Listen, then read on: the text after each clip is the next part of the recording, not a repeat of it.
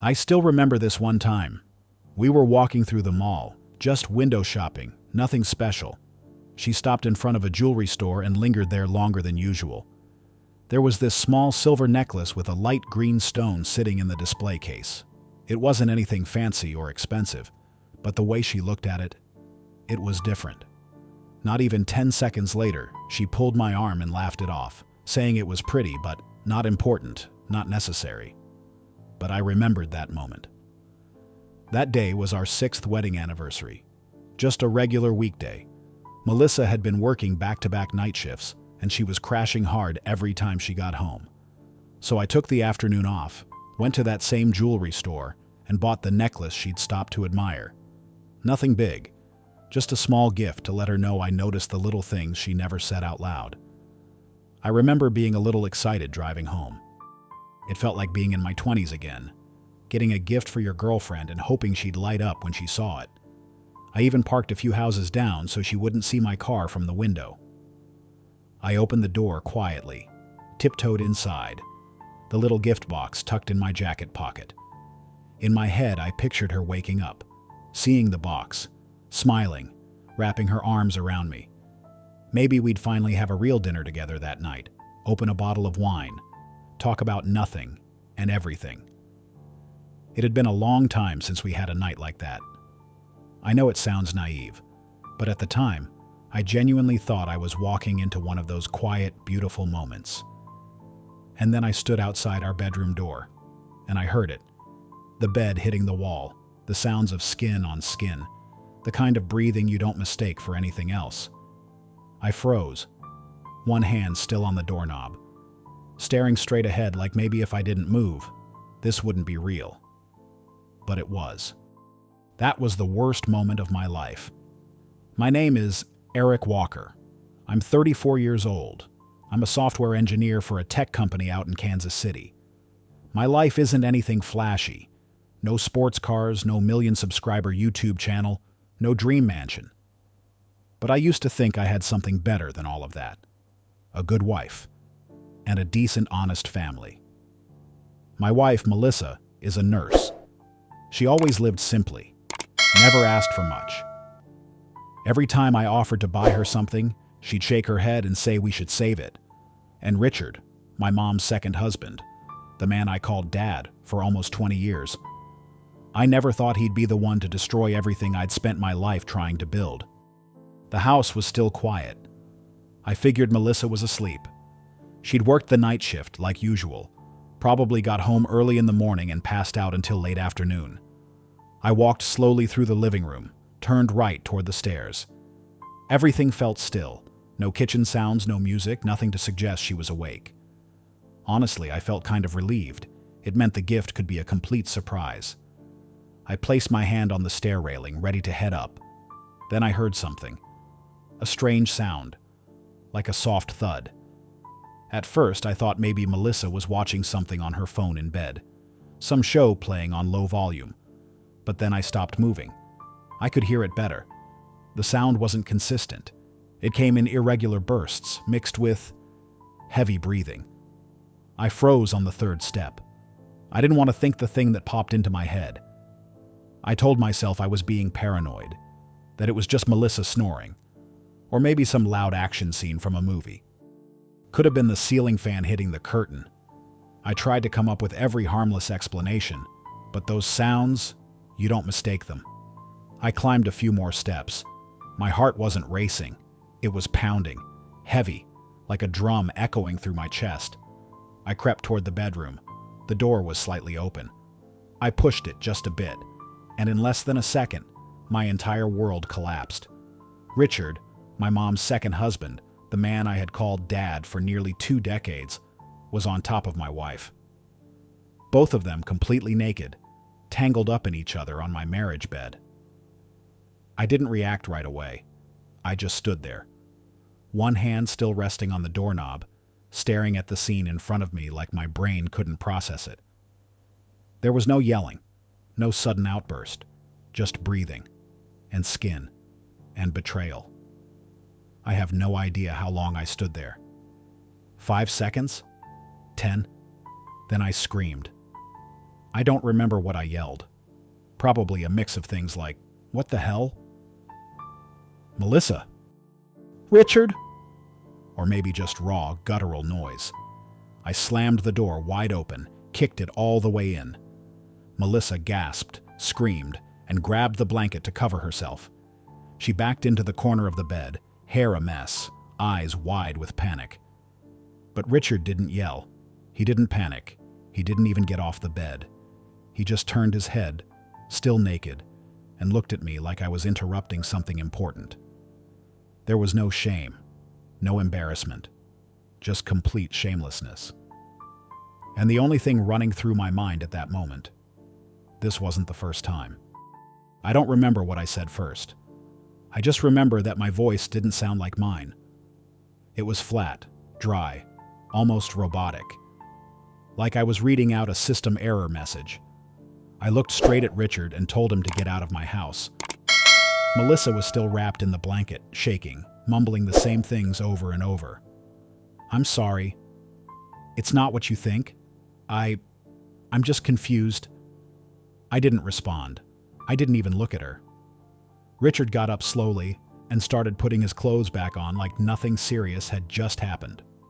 When I asked, "How long has this been going on?" he shrugged and gave me one sentence.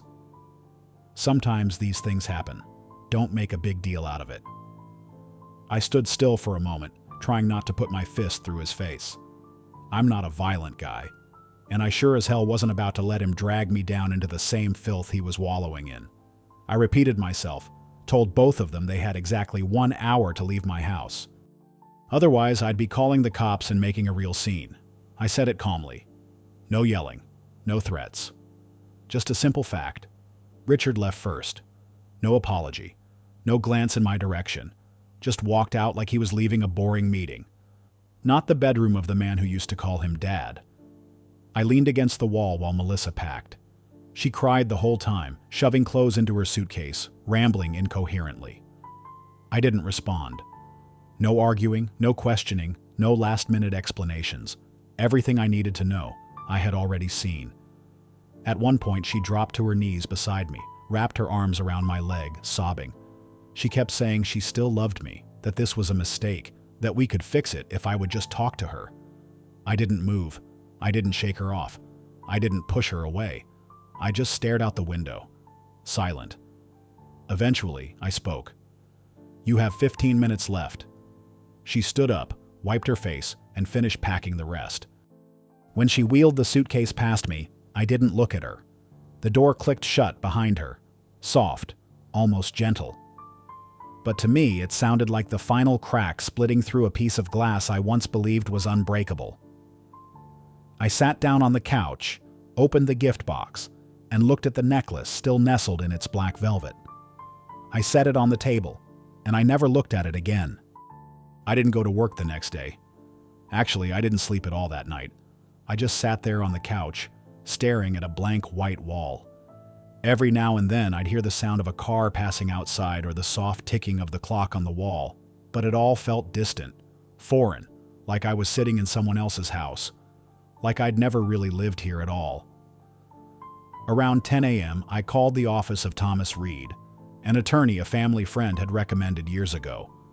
I told him the basics. My wife slept with my stepfather, in our bed. I saw it with my own eyes. No need for any more evidence. He told me to come in that afternoon. We could get things started right away. Melissa started texting me that morning. Then she called. Then came the emails. The first few messages were simple. "I'm sorry. Please talk to me. I don't want to lose you." Then came the promises. She'd cut Richard off, go to counseling. We could start over. I didn't read them all. I blocked her number. I didn't want to hear another word from someone who, just last night, was in another man's arms. That afternoon, just as I stepped out of the car, I saw him, Richard, already waiting on my front steps. He was sitting there with his elbows on his knees, looking like he was waiting for his son to come home after a minor argument. I paused for a few seconds, then walked toward him. No small talk. I wasn't surprised, just tired. He stood up when he saw me, tried to force a smile, the kind that's half polite, half, "You're overreacting." I hadn't said a single word yet when he jumped in, suggesting that two grown men should sit down and clear up the misunderstanding. I looked him dead in the eyes and asked, "What misunderstanding?"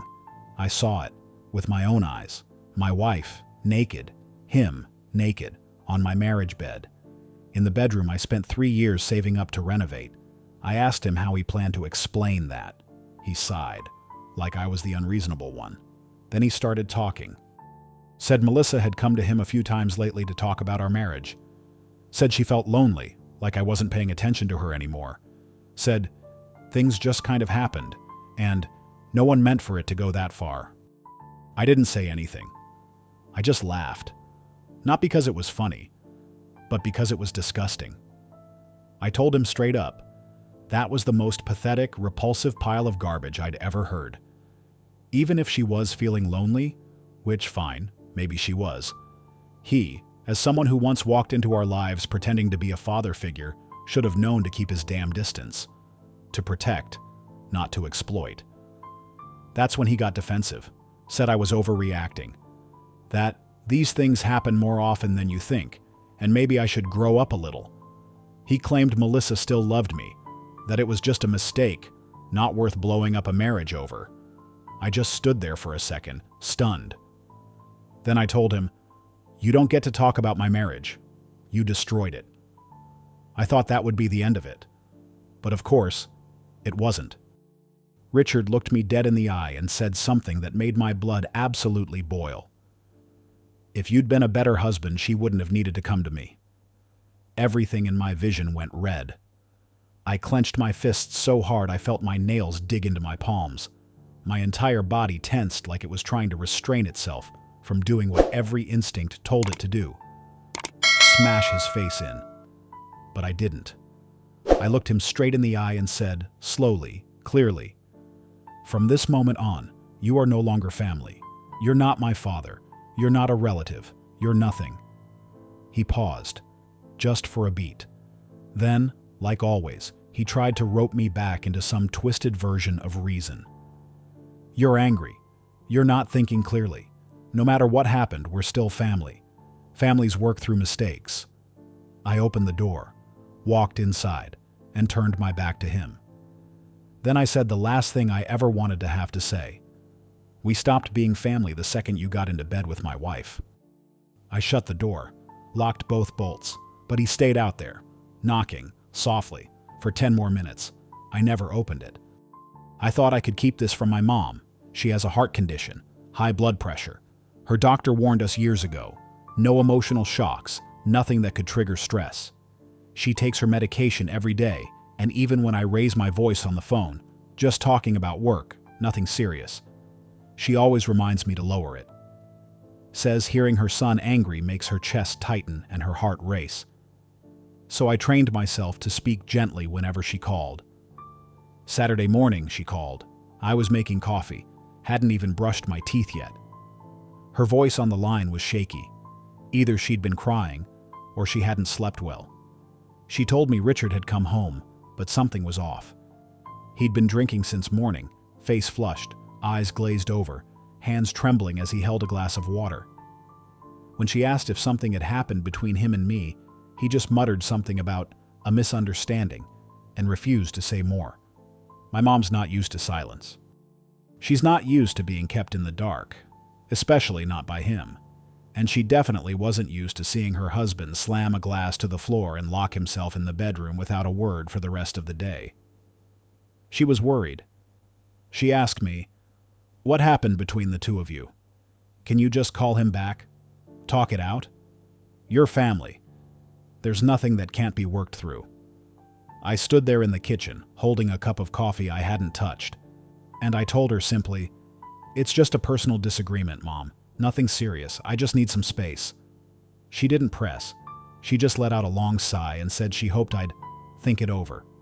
Said that, no matter what, he raised me. He was still the man who helped raise her son. I mumbled something and hung up. The coffee in my hand went cold. I stayed there, eyes fixed on the kitchen window, staring at nothing. I don't know how much longer I can carry this. The feeling of keeping this secret from the woman who brought me into the world, of having to hide something this vile just to protect her fragile heart. It makes me feel like I'm betraying her too. Only this time, the person I'm betraying is my mother.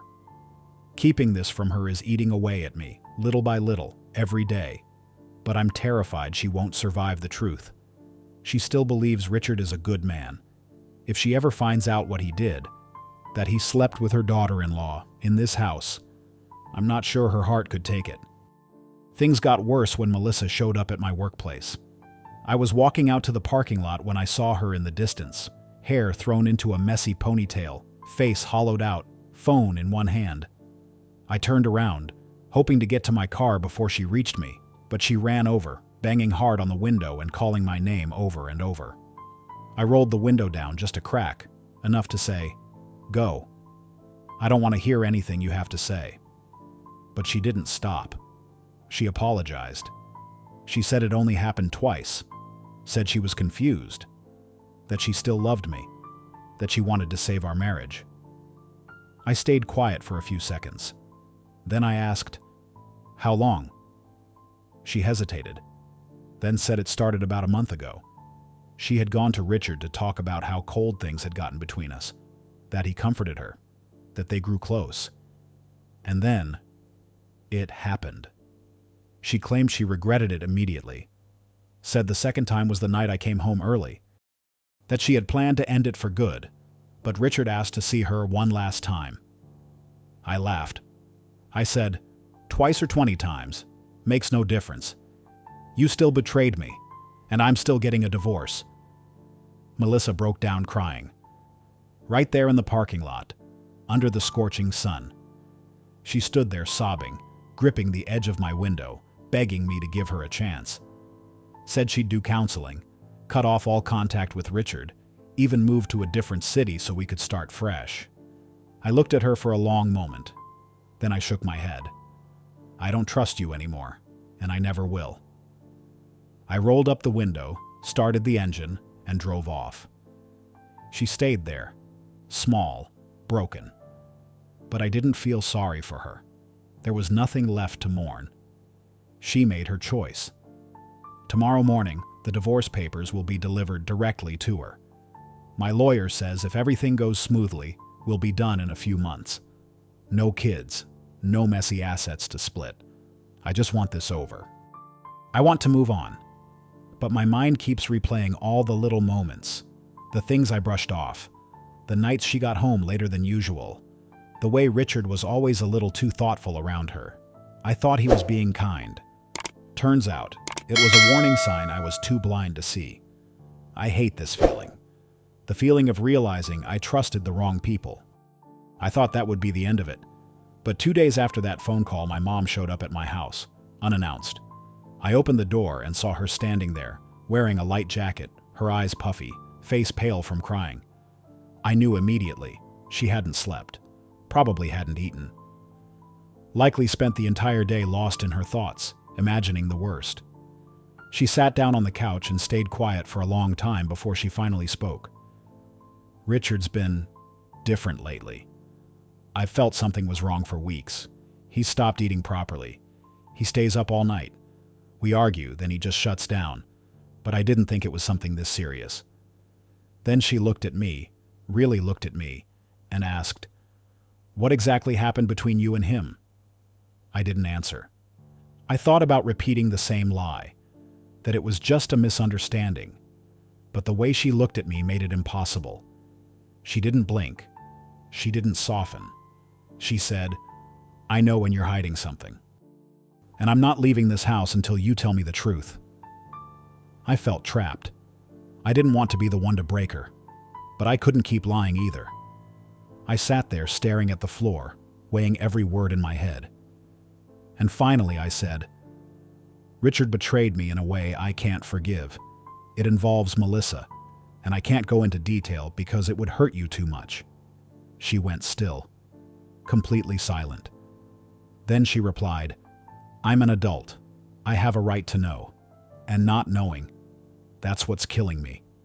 She kept repeating it, soft but firm. I tried resisting. For a few more minutes I held the line, but then I gave in.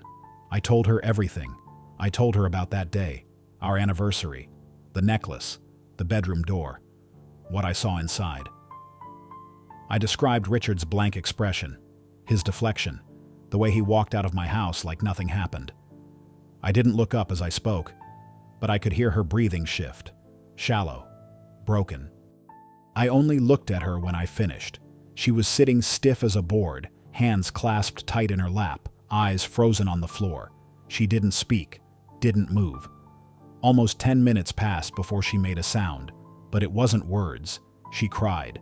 The kind of crying that doesn't wail, it chokes, it catches in the throat, like she didn't want me to see her falling apart, but she couldn't hold it in anymore. I had no idea what to do. I'd never seen my mother like that. Finally, she said, "I need to go home. I need to face him. I need to know when it started. And if this was the first time." I tried to stop her, told her she could stay here, that she didn't need to go through more pain. She just shook her head. She said she needed to hear the truth from his mouth, no matter how ugly it might be. She left just before midnight. I didn't sleep that night, just lay on the couch, watching the clock inch forward minute by minute, wondering, had I done the right thing by telling her the truth? Or should I have kept lying, just to let her hold on to a little peace in the years she had left? The next morning, I got a call from Richard. The second I saw his name on the screen, my heart pounded. I hesitated for a few seconds before picking up. I didn't even get a word in. He was already screaming like a man completely unhinged. His voice was shaking, maybe from rage, maybe from whatever he'd been drinking. He shouted that I'd ruined everything, that I had no right to tell Mom, that I was the one who had dragged this family into hell, all because I couldn't keep my mouth shut. I clenched the phone and forced myself to stay calm. I said, "You slept with my wife. She has a right to know what kind of man she's living with. This is the consequence. It's not my fault." But he didn't stop. He kept yelling, called me petty, cruel, selfish, said Mom had thrown him out last night, said she wouldn't answer his calls, wouldn't open the door, wouldn't let him explain, said he was now stuck in some cheap motel, lost everything, all because I turned on him. I didn't say another word. I just listened, until he started throwing threats. Said I'd regret this, said I had no idea what I'd just started, said I was killing the family. I hung up while he was still screaming. Then I just sat there, staring at the blank phone screen. And I didn't feel a shred of regret. If Mom really kicked him out, good. She deserves better. She deserves peace. Whatever hell he's living in now, that's on him. I didn't destroy anything. I just exposed it. The day after that, Mom came back to my house. She looked like she hadn't slept a minute, eyes swollen, skin pale, but her gaze, it was razor sharp. I'd never seen her like that before. Not broken, not shaky, but composed, cold, like someone ready to take on the world with nothing left to lose. She sat down, opened her bag, and got straight to the point. "I went through his phone and computer," she said. After kicking Richard out, she'd spent the entire day digging, emails, message history, photo folders, anything he might have left behind. And then she found the text between him and Melissa. It hadn't been 2 times, like Melissa sobbed to me in the parking lot. It was months, nearly 3 months, dozens of messages, with plans, details, explicit language. They'd been hooking up in my house every time I went to work. One message from Melissa even asked, "Still okay if we use his bed?" I swallowed hard. Mom kept talking like there were no tears left to cry. And it wasn't just Melissa. She found Richard messaging at least 2 other women. One of them someone he used to call a former coworker, now sending him flirty selfies at 1 a.m. There were old chats from years ago where he'd sent money to some woman with the note, "Thanks for last night." Then Mom said something that hit me right in the chest. I thought I was living in an honest marriage. Turns out, it was just a long, slow lie. I had no words. I thought my situation was the worst. I never imagined Mom had been betrayed even longer, and even deeper. She told me she'd spoken to a lawyer. She was filing for divorce, and she wasn't letting him walk away clean. "I'm going to take back everything I can," she said. "He's going to pay." I nodded, told her I supported every decision she made, that she deserved the truth, deserved respect, not a disgusting, cheating old man pretending to be a husband. But then she said something I didn't see coming. She told me she'd reached out to Melissa. I turned around fast. "What?" She said she'd arranged to meet with Melissa tonight, that she wanted to hear the full story from the other side, to see if anything was still being hidden, to gather more evidence for the court. I told her it was a bad idea, that Melissa's a liar. She'd find a way to spin it, to pull Mom into more of her mess. Mom just shook her head. "I know she can't be trusted, but I need to face it. I'll record everything, and then I'll move forward." I offered to go with her. She said no. She needed to do this alone. No one standing behind her.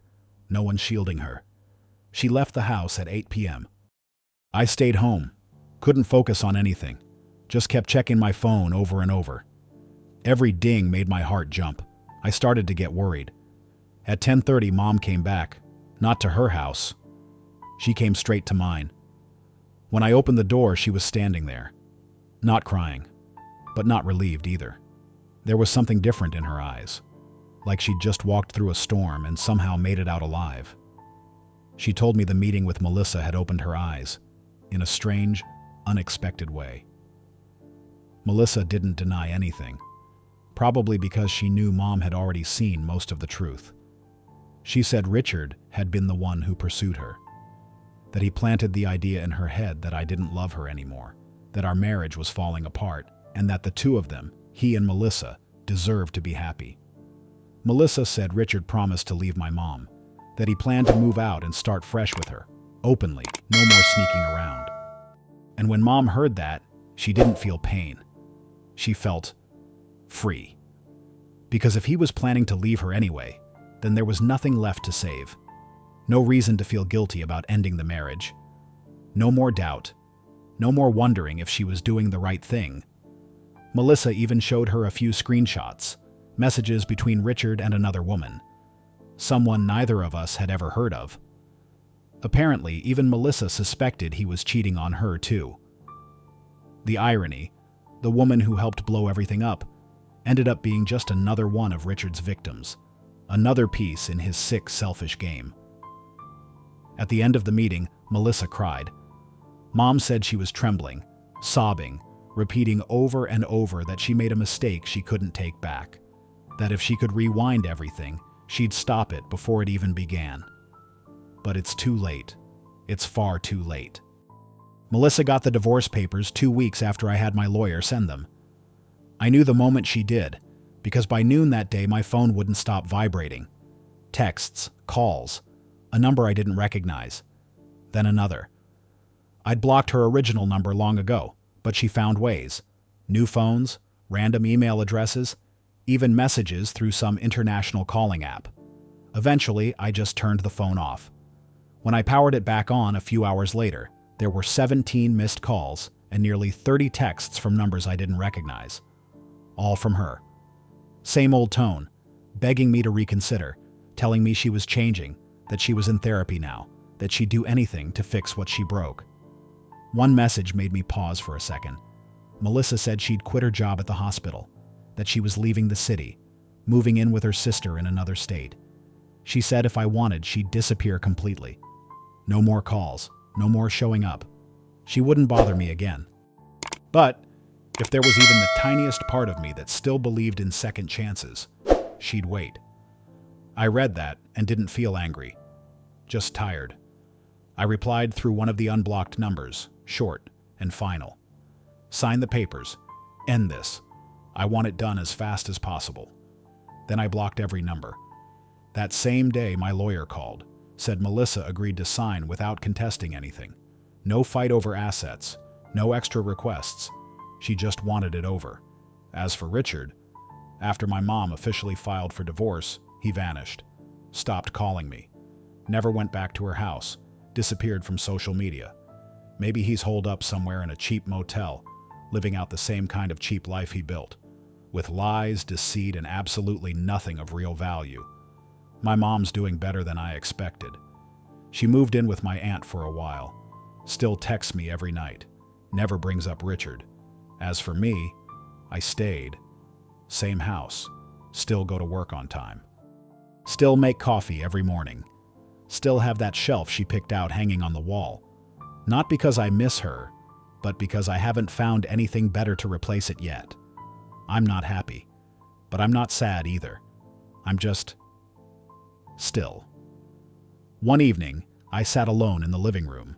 The last bit of sunlight cast a soft glow across the wall, the one where our wedding photo used to hang. Now there's just an empty hook. I held a glass of wine, sank into the couch. Didn't think about much. Just let everything go quiet. I thought about the future, not years ahead, not big dreams, just this. Tomorrow I'll wake up, make coffee, and I won't feel like I'm living inside a lie anymore. And for now, that's enough.